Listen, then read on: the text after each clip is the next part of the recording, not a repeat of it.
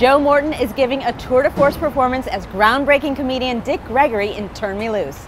I'm here at the West Side Theater to catch up with the star of stage, screen, and of course, Scandal. Hey Joe, thanks for doing this today. I'm glad to be here. It's really good to be here at the West Side Theater. I love this theater. It's just a beautiful little jewel. I like this theater. How are you liking being back on the New York stage? It's great. I mean, one, just to be back in New York is terrific. To be back on stage in New York is just beyond my wishes. So it's great. It's terrific. Why did you want Turn Me Loose to be your project that brought you back to New York and to the stage? Well, the question actually is why not? I mean, it's about Dick Gregory. Dick Gregory is probably one of the most prescient, completely unique individuals in the last several decades.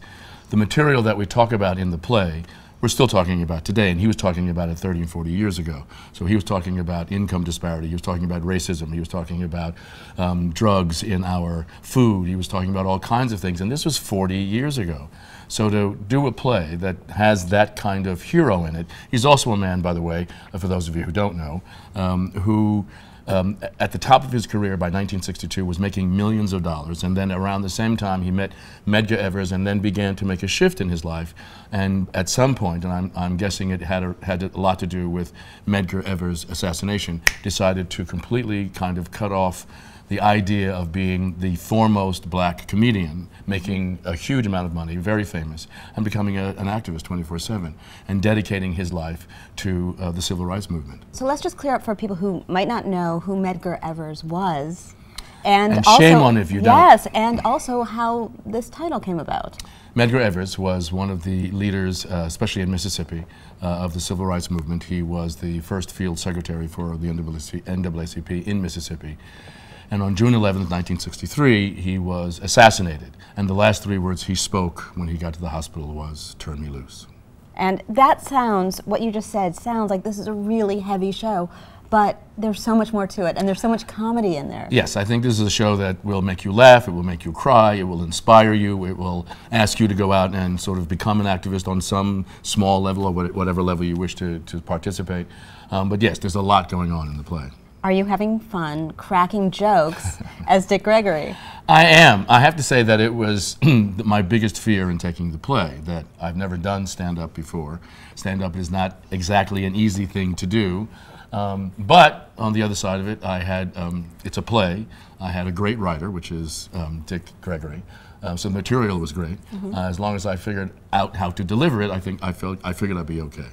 Now, Dick Gregory is still alive. Yes. He's in his 80s. 83. He will be 84 this year. What advice or insight did he give you into playing him? None whatsoever.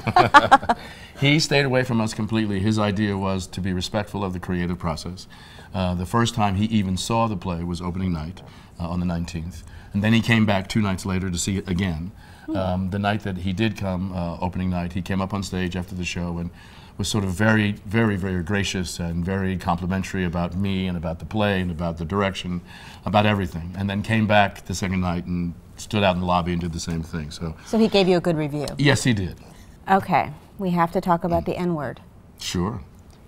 I never thought I'd say that to you, by the way, but you say that word like 50 times in the show. At least, yes. And it's also the name of Dick Gregory's autobiography. That's right. Tell me what the reactions have been like, how you feel doing that.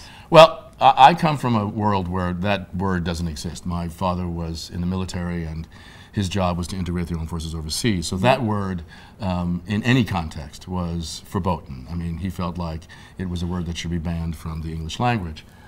And that's my particular point of view. I think that that word is definitely part of history, a very dark and evil part of our history. Dick Gregory has a very different perspective, not only in terms of how that word is used vis-a-vis black people, but how it's used in terms of corporate greed and income disparity and toxic chemicals and the rest. And he calls those people that word. So it broadened my perspective of how he viewed it. I don't want to spoil it for the audience that will come and see the show, but there's a very poignant moment where you ask the audience to stand up and talk to you. Yes. How does that feel from your perspective? Well, it actually was my idea. Oh, okay. It came out during rehearsal where he says to, I have a heckler, Dick Gregory had a heckler when he went to the Playboy Club. And he tells the heckler that his contract reads that every time he hears that word, he gets $50 extra. And in the script, we kind of just glossed over the moment. And then, you know, I thought about it while we were rehearsing, and I thought we should actually put them in that position. And the reason to do it is multifold, but primarily it's because I think it's important that everyone understand how uncomfortable it should feel. There's a visceral reaction Yes. in the audience. I always. mean, visceral to the point that they're giggling. That's how so uncomfortable. That's how uncomfortable they are. Okay, listen, you're a long-time stage actor. Yes. You're a Tony nominee from way back when. Yes. The first time I saw you on stage was in Shakespeare in the Park in Measure for Measure in 2001. But now you walk down the street and you are Papa Pope from Scandal. Yes. How does that feel for you to be so identified with that role? Well, I mean, for every actor, any actor, I would imagine, it's what you hope for, is that there's something that you've done that people will identify you with. And so to be Papa Pope is terrific. What is it like working in Shondaland? It is amazing working in Shondaland. She is, without a doubt, another genius. I guess if I think about it, I've actually now had the opportunity of working with two of them, one being Dick Gregory and the other one being Shonda Rhimes. And you're known for these meaty, amazing monologues. Yes. Which you're doing here as well. Yes. It feels like you really relish that. Is that the case? I don't know that I ever really thought about it. I think what happened with Scandal was at the top of season 3, they wrote me this incredible monologue, and it worked like gangbusters. I think somebody thought, oh, well, we'll just keep doing that. And then when this came along, yes, it sort of seems like that's what I gravitate towards, but mostly this is about Dick Gregory. This is about who that man is, what he accomplished, and how we can communicate that idea to the audience.